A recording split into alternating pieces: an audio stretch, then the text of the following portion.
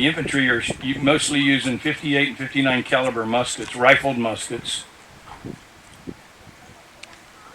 which was an improvement in technology over the Revolutionary War smoothbore muskets. Shooting a round ball, these rifled muskets shoot a conical shaped projectile called a mini ball, invented by a Frenchman by the name of Minet. And they had the range of over 800 to 900 yards, which during the Revolutionary War was unheard of.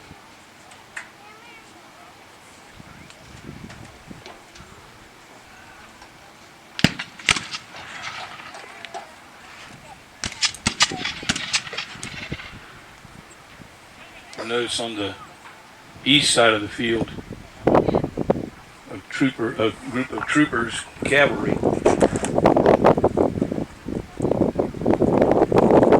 Cavalry was normally used as reconnaissance for intelligence information.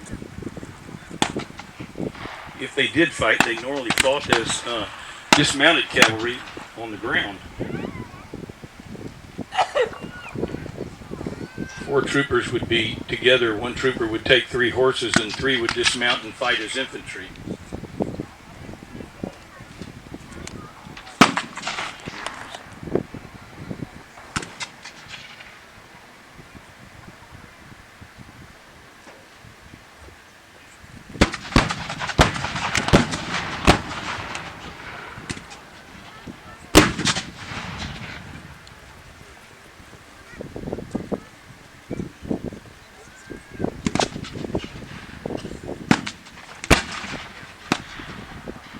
Throughout the entire war between the states, the Union Army almost always outnumbered the Confederate Army. The early war proved to be tilted and slanted towards the Confederate side because they had all the good generals, all the godly generals. But as the war wore on, the numbers, the attrition of Confederate losses and the massive recruiting that the Federals were able to do kind of changed the odds a little bit. Just so you know, Florida contributed more Confederate soldiers than any state in the Confederacy per capita. Over 14,000 soldiers were mustered in the state of Florida. Based on the population, that was the highest percentage of any state in the Confederacy.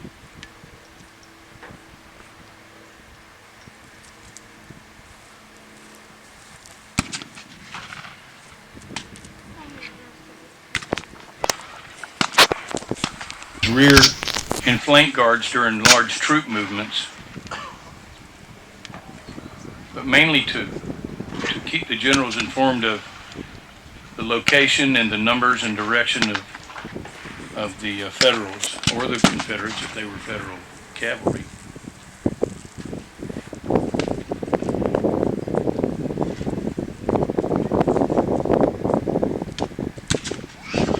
The main weapon for cavalry was a pistol.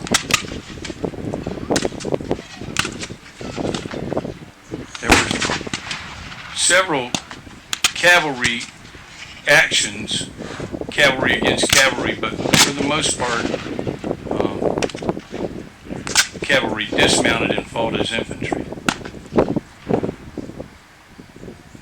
Vermilion Station in Virginia and Gettysburg were 2 active cavalry campaigns.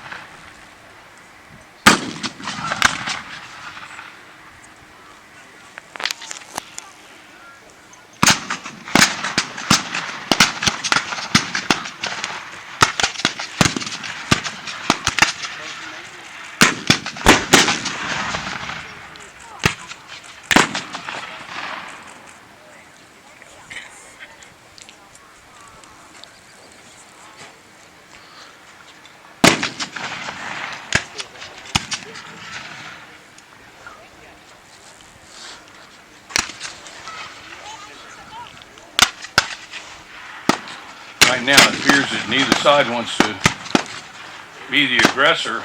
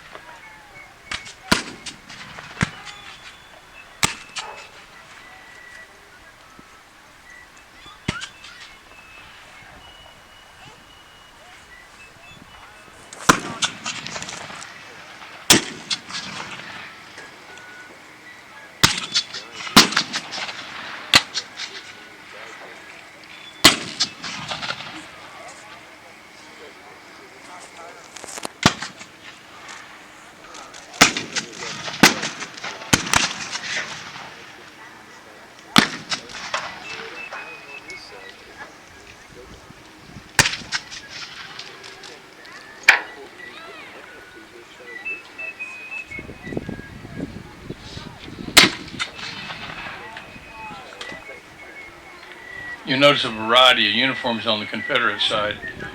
Confederates were issued commutation uniforms early on. Different sponsors for groups would equip a unit out of their town or community. But towards the end of the war, material was scarce, and they started converting their uniforms to what was known as jean wool, or cotton jean, that was a combination of cotton and wool. They went to a three-piece shell jacket that conserved on, because they could use scraps material to create the back jacket. And they were all shades of brown, tan, gray, and different headgear, whereas you see the Union Army was pretty commonly fitted with similar headgear and blue federal sack coats and what's known as the sky blue wool pants.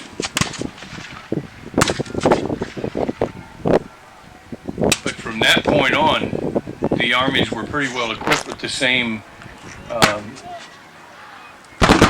muskets, leathers, and accoutrements.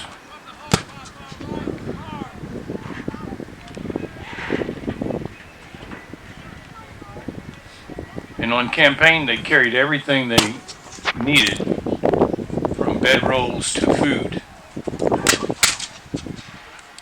They get a couple of days rations they carry in their haversacks. Their canteens, some would carry 2 canteens.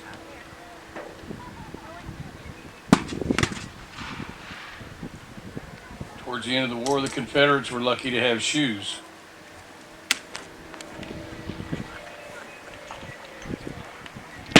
So in any battle where there were dead soldiers, it was not uncommon for them to strip the shoes and clothing from dead soldiers to replace the worn out clothing that they were wearing. Pretty far distance here. Yeah. Too much room. Afraid of somebody to stay for me.